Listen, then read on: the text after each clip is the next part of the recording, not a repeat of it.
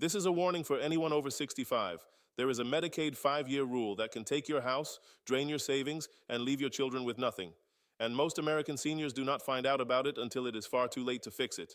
If you own a home, if you have retirement savings, or if you plan to pass anything down to your family, this directly affects you. Because the people who should warn you about the Medicaid look-back period, your accountant, your financial advisor, your estate attorney, almost never bring it up unless you ask for it by name. And before this video ends, I will tell you exactly what to ask for. But first, we need to talk about the misunderstanding that causes all of this. The confusion the Internal Revenue Service is perfectly fine letting you believe, because as long as you trust what they say without understanding the full picture, you will never see the Medicaid trap coming. I have been working in tax preparation for 31 years. During that time, I have sat across from hundreds of retirees who believed they did everything right. They paid their taxes. They followed the IRS gift tax rules. They gave money to their grandchildren within the annual limits. They thought their estate was protected. Then a spouse got sick. Then the nursing home bill started. Then the Medicaid application was filed. And everything they thought they understood turned out to be the exact thing that cost them everything. I have seen families lose homes that had been passed down for generations. I have seen adult children sued by nursing homes for bills their parents could not pay. I have seen widows trying to survive on $650 a month while their spouse was in a facility charging over $9,000 per month, all because of one rule they never knew existed. That ends today. I am going to walk you through exactly how the Medicaid 5-year look-back works, step by step. And I will show you the one legal strategy that can protect your house and savings, but only if it is done at least 5 years before care is needed. Let's start with the IRS misunderstanding. Every year, the IRS sets a gift tax exclusion. In 2026, that number is $19,000 per person.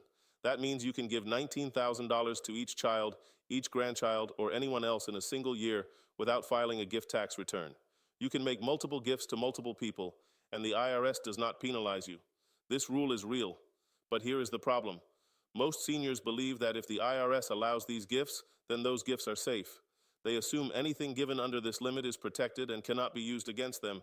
That is where the danger begins. Because Medicaid does not follow IRS rules. Medicaid has its own system, its own rules, and its own penalties. And under Medicaid rules, a gift that is completely legal under IRS law can still be punished. Let me say that clearly. A gift that is 100% legal under IRS gift tax rules can still trigger a Medicaid penalty that blocks your coverage. The IRS will never explain that. Your tax preparer usually will not mention it. Your financial advisor may not even know. And the government is not going to send you a warning letter. You have to understand this yourself. Now let's break down the Medicaid 5-year look-back period. If you ever need long-term nursing home care, and most seniors eventually do, the average cost is now over $108,000 per year.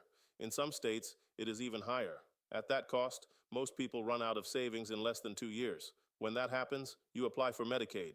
But before Medicaid pays anything, they review your financial history for the past 60 months. That is 5 full years. They examine everything, every bank account, every property record, every tax return, every transfer of money, every check written to family members, every gift, every asset transfer, every forgiven loan. Then they total up everything you gave away during that 5-year period. And this is where the penalty comes in. They divide that total by a number called the penalty divisor. This number varies by state, but is usually between $10,000 and $12,000. The result is the number of months you are denied Medicaid coverage. During that time, you must pay for care yourself, often at over $9,000 per month. This is the trap. You gave the money away, so you cannot afford to pay. But because you gave it away, Medicaid refuses to help. So who pays? The nursing home will demand payment.